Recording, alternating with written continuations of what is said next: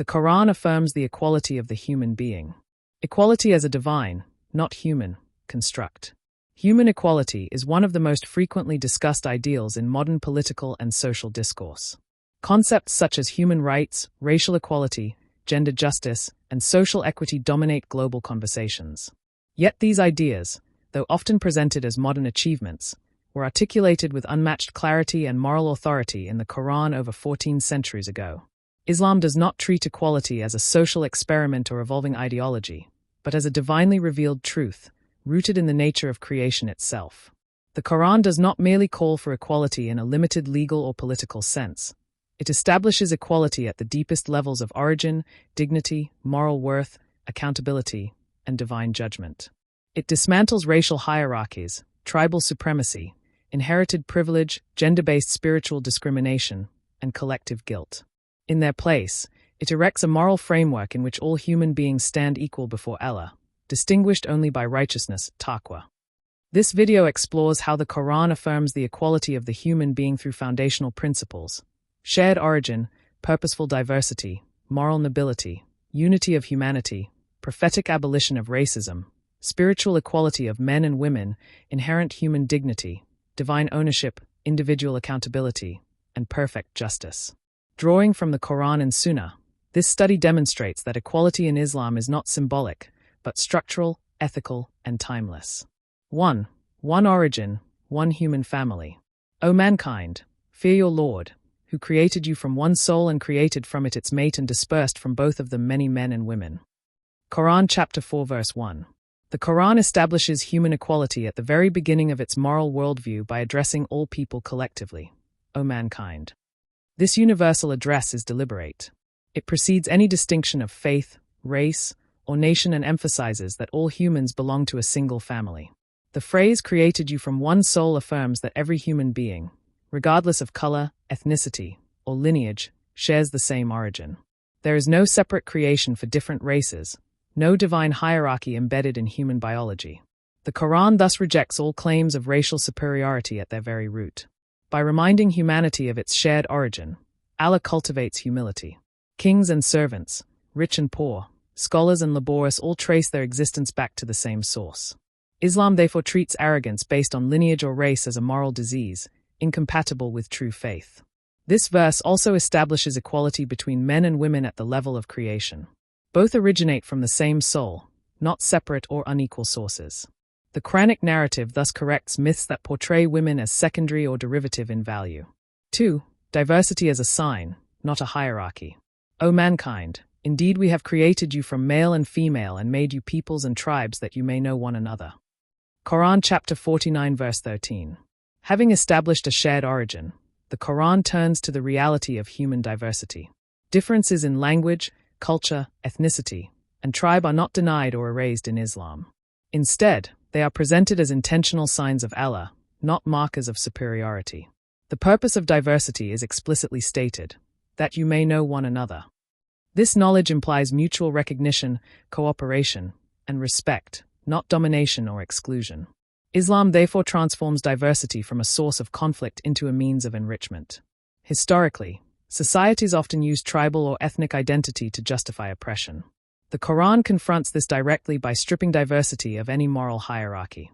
No tribe, nation, or race holds inherent moral authority over another. In Islamic civilization, this principle allowed people of vastly different backgrounds, Arabs, Persians, Africans, Turks, Berbers, South Asians, and Europeans, to coexist within a single moral and spiritual framework. 3. True nobility defined by righteousness. Indeed, the most noble of you in the sight of Allah is the most righteous of you. Qur'an chapter 49 verse 13. After dismantling false measures of superiority, the Qur'an establishes the only legitimate criterion of honor, righteousness, taqwa. This criterion is universal, accessible, and non-hereditary. Taqwa is not tied to race, wealth, gender, or power. It is an internal state expressed through faith, sincerity, obedience, and moral conduct. This ensures that no social class monopolizes virtue. Islam thus introduces a radical moral equality. Any human being can surpass another in honor through righteousness alone. A former slave may be more honored than a king. A poor believer may outrank a wealthy elite in the sight of Allah. This principle also protects society from moral stagnation. Nobility is not inherited. It is earned continuously through ethical living. 4. Humanity's original unity. Mankind was one community. Quran chapter 2 verse 213. The Quran reminds humanity that division is not original, but accidental. Humanity began as a single community united by shared values and divine guidance. Differences emerged due to human conflict, injustice, and deviation, not divine intent. This verse reframes division as a problem to be corrected, not a permanent condition. Islam's call to equality is therefore restorative. It seeks to return humanity to its moral foundation by eliminating unjust hierarchies and reconnecting people to shared accountability before Allah. 5. The Prophet, peace be upon him, and the abolition of racial superiority. There is no superiority of an Arab over a non-Arab, nor of a non-Arab over an Arab, except by righteousness. Meaning derived from Quran chapter 49 verse 13, echoed in the farewell sermon.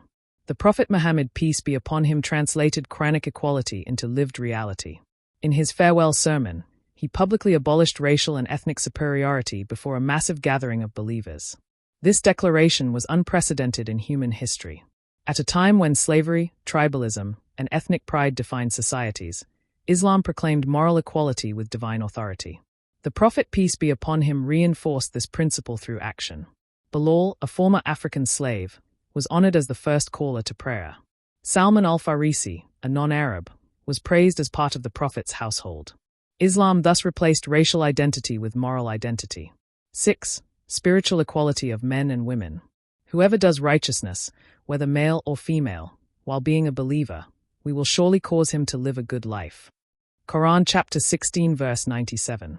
The Quran explicitly affirms that spiritual worth is not gendered. Men and women are equally capable of faith, righteousness, and divine reward. This verse directly counters pre-Islamic and even later cultural notions that treated women as spiritually inferior. Islam restored women's moral agency, accountability, and access to divine closeness. While Islam recognizes natural differences in roles, it maintains absolute equality in value, dignity, and spiritual potential. 7. Inherent human dignity. And we have certainly honored the children of Adam. Quran chapter 17 verse 70. This verse establishes a profound principle. Human dignity is inherent, not conditional. Every human being is honored simply by virtue of being human. This dignity applies regardless of faith, morality, or social status. It is the basis for Islam's prohibition of oppression, torture, humiliation, and injustice.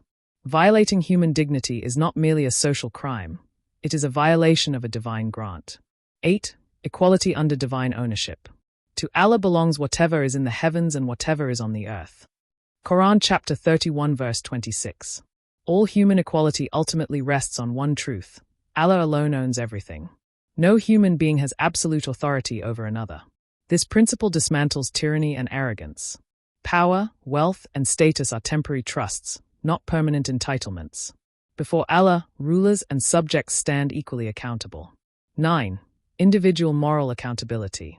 Each soul will be held in pledge for what it has earned. Quran chapter 74 verse 38. Islam rejects collective guilt. Each individual is responsible for their own actions. This principle ensures justice, dignity, and personal moral agency. No one is condemned for another's sins, nor saved by another's righteousness. Equality is preserved through personal accountability. 10. Perfect justice without transferred burdens. No bearer of burdens will bear the burden of another. Quran chapter 6 verse 164. This verse completes the Qur'anic vision of equality by affirming perfect justice. No inherited sin. No collective punishment. No moral injustice. Each soul stands alone before Allah, judged with absolute fairness. Conclusion: Qur'anic equality as a timeless moral system. The Quran presents equality as a divine reality, not a human aspiration. It affirms shared origin, celebrates diversity, defines honor through righteousness, establishes universal dignity, and guarantees individual justice. In a world still fractured by racism, injustice, and inequality, the Quran offers not merely critique, but solution. It calls humanity to transcend false hierarchies and return to its shared moral foundation. True equality, as Islam teaches, is not found in denying differences, but in recognizing that before Allah, all human beings are equal in worth, dignity, and accountability.